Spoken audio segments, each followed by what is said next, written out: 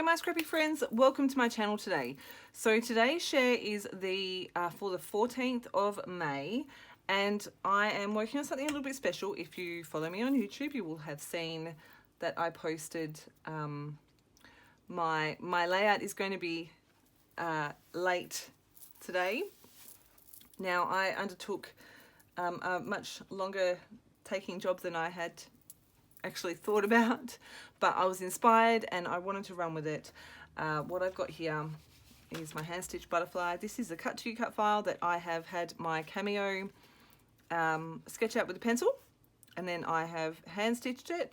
I have had my cameo cut the inside pieces, and then I have used my scissors to cut around the outside. I've also got a piece to go on the back here, which is slightly bigger, and then another piece to layer over the top here. Now you will notice that I am working on blue and white, and there is a particular reason for that, and I will explain that. So 14th of May is Do It for Dolly Day. If you don't know any of the story about Dolly, I will make sure I post links in the description box below. Dolly was a 14-year-old Australian farm girl who very sadly was bullied a lot on social media, to the point that she felt that her only option was to take her own life. So on the 14th of May this year, Do It for Dolly Day, and it's all about speaking out. One of the things that really hit home for me when I first learnt about Dolly, this was going back a couple of years ago, was speak even if your voice shakes. This is something that resonates with me personally. I was bullied through school, and I refer to myself as one of the lucky ones because I didn't ever let it define who I was. And I'm hoping that my children are able to have the same resilience, I guess, and I'm teaching them, hopefully, skills now to speak even if your voice shakes. It can be scary, it can be hard, it can be all of those really uncomfortable, awkward emotions, but it is probably more than worth it. So Dolly's favourite colour was blue, hence the blue, and the butterfly is the symbol that they use, obviously hope, right? So that's what I'm working on. I haven't yet decided if I'm going to do a photo of my children or of myself. I have one that I used for my 40th birthday last year from when I was about 5, I think. And I might do like more of a note to self kind of thing. Or I might do it as a my darling children, this is what I hope for you for as you grow up. But this is the idea I've got. I have got my blue in the background here. You can see I have gutted the middle. I've used the inside pieces here, and what I'm going to do is I'm going to do some stitching with my sewing machine, no more hand stitching, around here, but I'm going to attach the butterfly as well. And the butterfly is going to be obviously all stuck together, but it's going to be hinged. And my journaling is going to be behind here. I'm going to essentially build my photo cluster on top of the butterfly, and I think I'm going to do some mixed media to maybe break up some of that white on white. I'm not really sure what I'm going to do yet. I know that I want to have this angled, and I'm thinking something like this, and so obviously that excess will be cut off. So I need to be very sure of what I'm doing and how I'm doing it before I start gluing and sticking things. On the back here, you can see I have I used this butterfly, which I've hand cut as a template and cut around this pattern paper. It's Cocoa Vanilla Studio pattern paper, so is this light blue actually. And hand cut that. I'm going to stick it down, and then I'm going to use this for my journaling. I'm going to have to tack it in place, I think, work out exactly where it's going to be stuck, use my T-square ruler, draw some lines, and then I can pull it up so that I have just this to write on instead of all the bumpy texture from the papers and the stitching. So that is where I'm at. It is 4:30 on Thursday the 13th, and I have to work tonight. So I will be working It's not work. I love this. I really do love this. That's something I've learned about myself.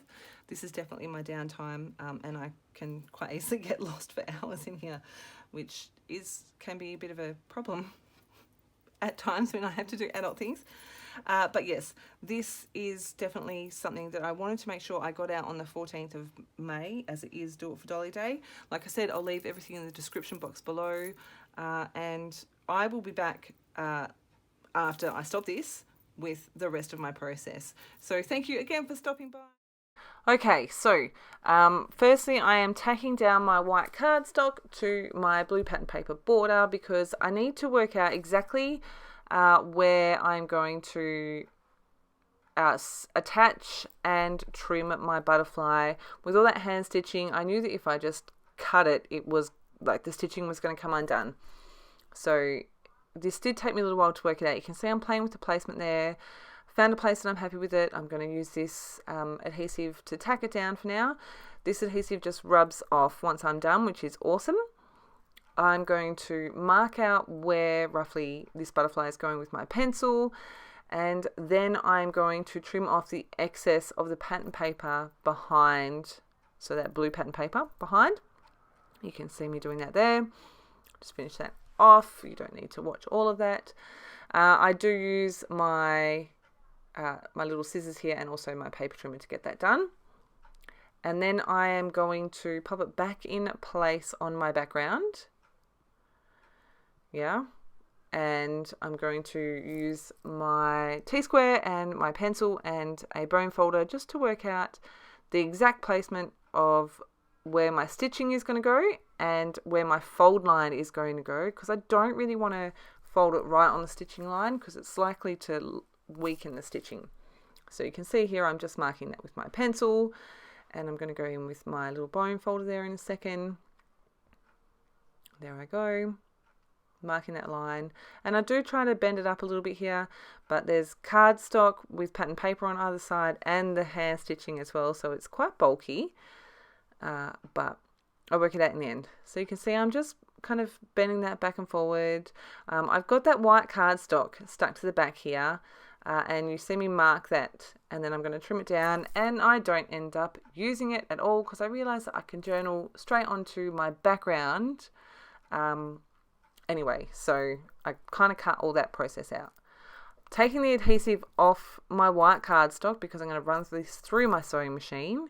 So I have run it through my sewing machine. I've just attached the butterfly there, and then I have trimmed the excess off on my paper trimmer. You can see I'm just tidying that up a little bit. I'm going to attach my white cardstock to my blue border just on the corners here, and then run that through my sewing machine again and just stop.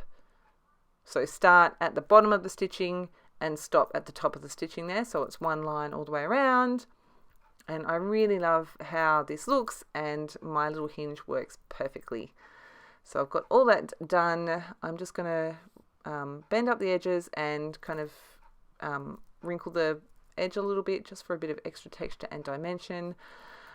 As you saw, I ended up choosing 2 photos of my kids. They're actually first day of school photos from this year. One is a nice photo of them with their arms around each other, and the other is a bit of a crazy one, which is totally who my kids are, which I love.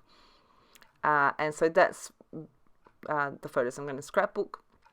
You can see I'm just going in and trying to get that crease to be what I want it to be, removing all the adhesive and my pencil lines as well.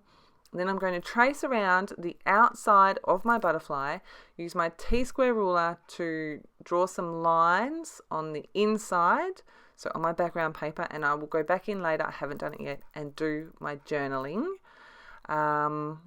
So you'll see me do that. My camera did stop recording, and I'm going to come on live in the middle of my process in just a minute, but I'm using what I can to get a really smooth, flat, crisp edge there. And I'm just using my acrylic block because it gives a really good edge. I'm going to draw my lines, and I'm going to pop on live in just a second. Okay, so I went to check the battery on my phone and realized that I wasn't recording. The last bit you saw was me doing my lines in here. what I've done since is stuck my photos down and mounted them. I ran out of storage on my phone, and then I found these 3 hearts in my little bowl over here of bits and pieces. Actually, no. Before I did that, I did my mixed media. You can see I've just added some splatters all around. I've used 2 Shimmers products. The darker blue is a Creamies Witch's Blue, and the lighter blue is a Inklings Me and Blue. So I've just splattered that around. I've added my title from some thickers, and like I said, I stuck down these hearts. I wanted to add a little bit of something else, so I've pulled out some of my wax seal supply. I'm going to go with this colour blue. I'm going to do 3, and I'm going to use my butterfly with flower. So, yeah, I've now emptied my phone of data, and I'm going to keep going. All right, so away we go again. I've got 3 of these wax beads in my little spoon. I'm heating them up. If you watched my process videos using these, you will have seen that I discovered that working on my craft mat was much better for me to peel them off than working on my glass mat. So that's what I'm working on. I'm just giving those a little bit of time to melt. It's about a minute. And then making my stamp impression. Bringing my layout back in. So I've pulled 2 of them up, and I'm just going to play with the placement here. So on one of them you can see, I think the one on the right hand side, it's not a complete circle. When my wax melted and ran, it kind of went downhill a little bit because my craft mat had a bump in it. So I'm just going to tuck that under that heart. I'm going to pop the other 2 where they are. This is one of the really good things about creating them to add later.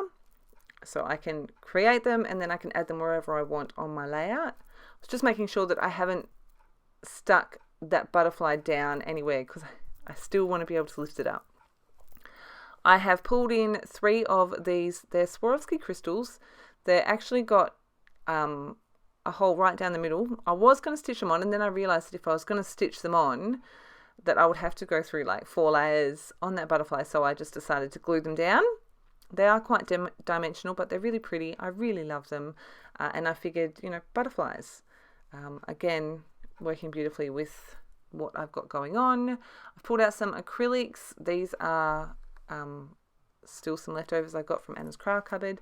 Then I'm going to go in and add a ton of blue enamel dots. I leave a little bit of the process in, but it's not the most exciting thing to watch ever.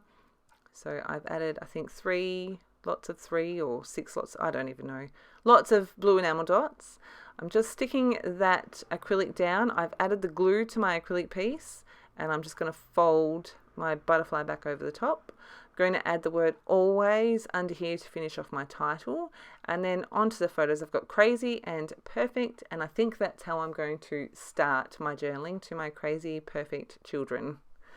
And that is my layout completed. No, it's not. I'm going to add a J and a H with the white foam thickers. So that is my layout completed. Day 14 done and dusted. I do still need to do my journaling. I need to, I think, write something out and then refine it and then add it in. I love how this turned out. It's so pretty, and I'm actually really looking forward to doing some writing. I hope that you've enjoyed my share. Thank you so much for your patience today. Tomorrow's video might be a bit late as well, but Sundays is ready to go. So thank you ever so much for stopping by. I hope you're enjoying this series, and I will be back again tomorrow with another share. Have a fantastic scrappy day.